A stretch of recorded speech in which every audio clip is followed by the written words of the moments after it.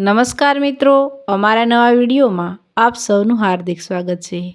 મિત્રો, આજે આપણે વાત કરીશું હારીજ તાલુકામાં માકા કરીને એક ગામ છે।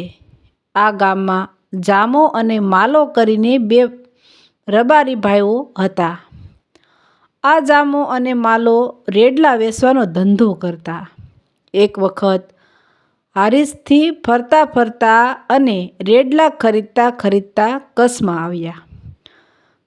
આવ્યા અને કચ્છના નળિયા કાંઠે રાત વહી રોકાણા। આ રાત્રિ દરમિયાન જામો અને માલાના 125 રેડલાને રોગ ઉપડ્યો।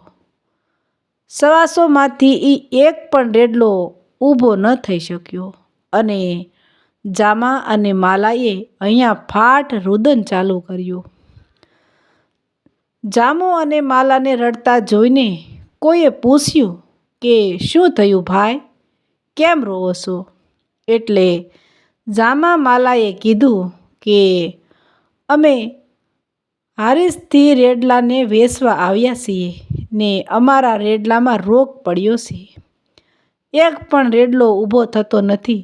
એટલે કોઈકે કીધું કે અમારા ગામમાં આશાપુરાનું મંદિર છે અને તેનું બળ વધારે છે। તમે આશાપુરાના દરબારમાં જાઓ, તે જરૂર તમારા રેડલાને ઊભા કરશે। જામો અને માલો આશાપુરાના મંદિર આવીને કહ્યું, હે માં આશાપુરા, અમારા રેડલાને ઊભા કરે તો તારા મંદિર અમે આ રેડલા વેચીને જે કમાશું તેમાંથી 1/4 ભાગનું તારા મંદિરે વાપરશું। અને જામો અને માલો મંદિરમાંથી બહાર આવ્યા અને જ્યાં તેમના રેડલા પડ્યા હતા ત્યાં આવ્યા ને જોયું તો બધા રેડલા મસ્તીથી ફરતા હતા। પણ આ જામો અને માલો માં આશાપુરાને પેલી મંદિરે 1/4 ભાગના પૈસા વાપરવાની વાત કરી હતી તે ભૂલી ગયા અને પાછા હારીજ ભેગા થઈ ગયા। એટલે 1 મહિનો થઈ ગયો, પરંતુ આ જામા અને માલાએ આશાપુરા માતાની બાધા ના કરી અને ફરીથી રેડલાનો ધંધો શરૂ કર્યો।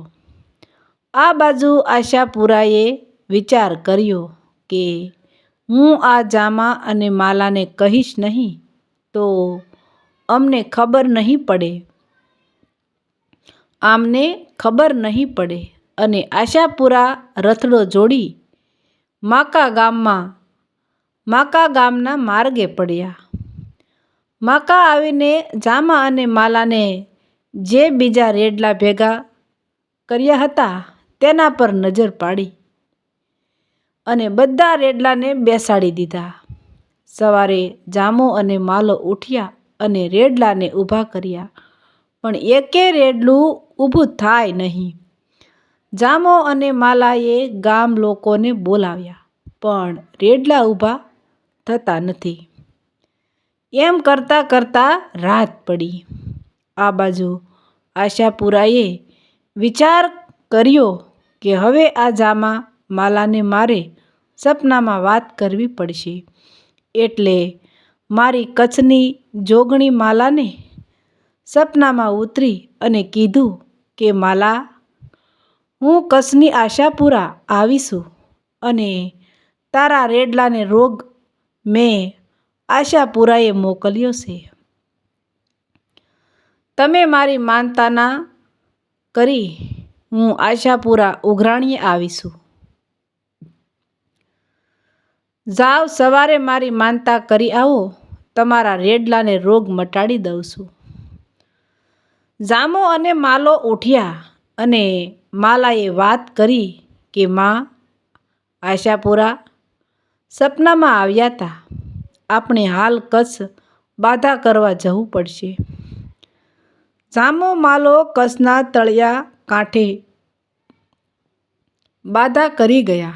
પછી માલાએ આશાપુરાને કીધું, હે માં આશાપુરામાં, મારી ઉંમર 50 વર્ષની છે અને મારે દીકરો કે દીકરી નથી. પણ જો માં આશાપુરા, તું મને દીકરો આપે ને તો તારા મંદિરે આ દીકરાની બાબરી ઉતારશું. આવું કહીને જામો અને માલો મકાના માર્ગે પડ્યા. 9 મહિના પછી માતા આશાપુરાએ માલાના ઘરે દીકરો આપ્યો. દીકરો 5 વર્ષનો થયો એટલે જામો અને માલો અને તેમના પરિવારના 8-10 સભ્યો કસ આશાપુરાએ દીકરાની બાબરી ઉતારવા નીકળી પડ્યા. આશાપુરાના મંદિરા દીકરાની બાબરી ઉતારીને પાછા માકા રવાના થયા. ત્યારે બન્યું એવું કે રસ્તામાં નળિયા કાંઠાના રાજાએ કોઈકે કીધું કે હારીજ બાજુના રબારીમાં આશાપુરાની બાધા કરવા આવ્યા છે અને તેમના ઘેરેથી એક બૈરું બહુ રૂપાળું છે. જો આપણા રાજમહેલમાં આવે તો રાજમહેલની શોભા વધી જાય તેવું આ બૈરું છે. એટલે નળિયા કાંઠેના રાજાએ હુકમ કર્યો કે આ રબારી પરિવારને અહીં બોલાવો, મહેમાનગતિ કરાવો. રાજાના સૈનિકો જામા અને માલા અને તેમના પરિવારના સભ્યોને રાજમાં બોલાવી લાવ્યા. આ રબારીઓની સારી સેવા કરી. પછી રાત્રે રાજાએ કીધું કે જામા અને માલા, આ બૈરું કોનું છે? એટલે જામાએ કીધું કે બાપુ, એ મારું બૈરું છે. એટલે બોલ્યો કે ભલે તારે જેટલા પૈસા જોઈતા હોય એટલા લઈ જાજે, પણ આ બૈરાને અહીં મૂકીને જાજે, નહીં તો તમને એકેયને અહીંથી જીવતા નહીં જવા દઉં. આ રબારી પરિવારમાં સોપો પડી ગયો. પછી માલાએ માતા આશાપુરાને દીવો કરીને કીધું કે હે માં આશાપુરા, જો તારે આવું જ કરવું હતું તો દીકરો શા માટે આપ્યો? દીકરા વગર તો અમે જીવી શકત, પણ બૈરા વગર માકા ગામમાં જઈશું તો અમારે ઝેર પીવાનો વારો આવશે. માલાએ આવી આજીજી કરી એટલે મારી કચ્છની જોગમાયા આશાપુરા માલાનું મેણું ખમી ના શકી અને માલાના 5 વર્ષના દીકરાને ધૂણવા આવીને કીધું કે માલા અને જામા, તમે અને તમારો પરિવાર ગાડામાં બેસાડો. હું આશાપુરા અહીંથી ગાડું હવામાં ઉડાડી શેક માકા મૂકવા ના આવું તો કચ્છની ધરતી ઉપર લીલા તોરણે મારું બેસવું નકામું પડે. માં આશાપુરા આ રબારી પરિવારને શેક માકા ગામના સીમાડે ગાડું ઉતારીને કીધું, જામા અને માલા, ઉઠો, તમારું ગામ આવ્યું છે. પછી જામો અને માલાએ આશાપુરાને કીધું કે માં આશાપુરા, હવે તમે અહીં મારા ગામમાં બેસો. જ્યાં સુધી તમે મારા ગામમાં નહીં બેસો ત્યાં સુધી અમે જામો અને માલો અન્ન જળની ત્યાગ કરીએ છીએ.